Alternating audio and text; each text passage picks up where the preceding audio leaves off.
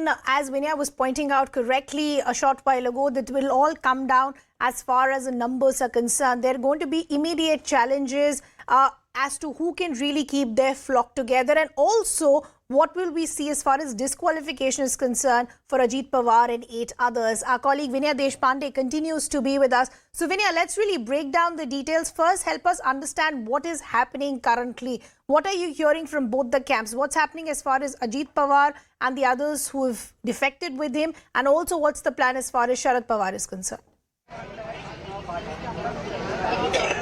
Well, Sharad Pawar seems to have been on the ground seeking support of the people. It seems to be an understanding that those who have gone will not come back. But how many are there is something on which this game for the next 2 days is going to run probably, because though 9 persons have been sworn in the Maharashtra government, the others who have given their support and have signed on the dotted line, both the sides claim that number, while Ajit Pawar's camp claims that number remains constant, which is way above the number that will not attract anti-defection law. The other side, which is Jayant, leaders close to Sharad Pawar, Jayant Patil, Supriya Sule, claim that several leaders who have signed on that dotted line are in fact getting back in touch with Sharad Pawar and with Jayant Patil, saying that they were coerced into signing and that they want to come back. So really this is going to be a tough call, though there is all the sense that the NCP will settle down with the government here, and that may not change soon. And there, whether the party decides to have a protracted legal battle is something we will have to see. As of now, there is no such decision that has been made by Sharad Pawar, but clearly there will be a protracted legislative tiff that we will possibly see at a point when Maharashtra's monsoon session is just a few days away. This drama will have to settle down quite soon, because otherwise it is going to have repercussions on the session where each and every party will have to be represented and each and every party's whip will have to be followed. Back to you. Oh, absolutely. As Vinaya is rightly pointing out, a lot will depend as to what happens in the next few days.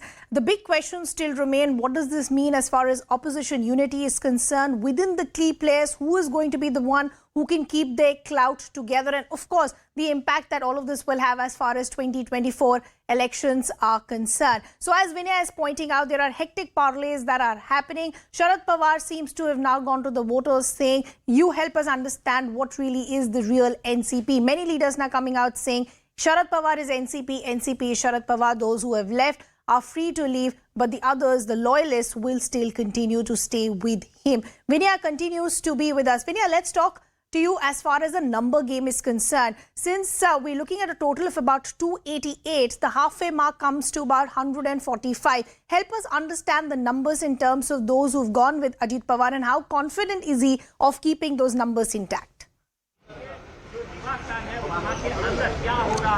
Well, yes, yesterday, some sources close to Ajit Pawar claimed that he enjoyed the support of 42 MLAs. Now, some have pegged the figure at 39, some have pegged the figure at 42, claiming that that number will only rise. There is no clarity about that, whether that number will rise as of now, though. But if you look at the number game, right now, NCP was the second largest party with 53 MLAs. So if you look at the House of 288, you had, the BJP, which has 105. Add to it the independents combined around 112. That takes it to. Then you have the Eknath Shinde group, which is around 40 MLAs. But the NCP, which had 53 after one of the MLAs' unfortunate demise of these 53, some sources close to Ajit Pawar claimed just around an hour ago, and he whispered in my ears that Ajit Pawar has the support of 52 MLAs. Wow. Now that sounded improbable, because if you see that there are 53 MLAs, of them at least 2 MLAs, Jayant Patil and Jitendra Awad. Jitendra Awad, who is now the leader of opposition appointed by Sharad Pawar, and also the chief whip, and Jayant Patil, who is the Maharashtra president of the NCP, clearly out in the open speaking against this, calling it a split, calling it a coup that should have taken the number to 51. If Ajit Pawar claims that the party is behind him in any way, that seems to be an exaggerated claim really, and it has not been corroborated by anybody as such. But as of now, what we are learning is that at least 42 MLAs are likely in support, and the reason why none of the sides are giving a figure right now is because none of the sides really know how many MLAs have gone. True. Because though there are signatures of close to 30 MLAs, and sources who are in the privy of the entire happenings have told us that the letter which has been given to the governor possibly has the signatures of 30 MLAs. If that is the case, then and if 6 more are not added to it, then anti-defection law may kick in. Yeah. If the 6 are added, in that case, if the party defects, then it will have to merge with some other party. So I believe right now all these dynamics are playing up, and both the sides are claiming that they are getting calls from several MLAs. Okay. So in some sense, it is going to be muscle flexing by both Ajit Pawar as well as Sharad Pawar.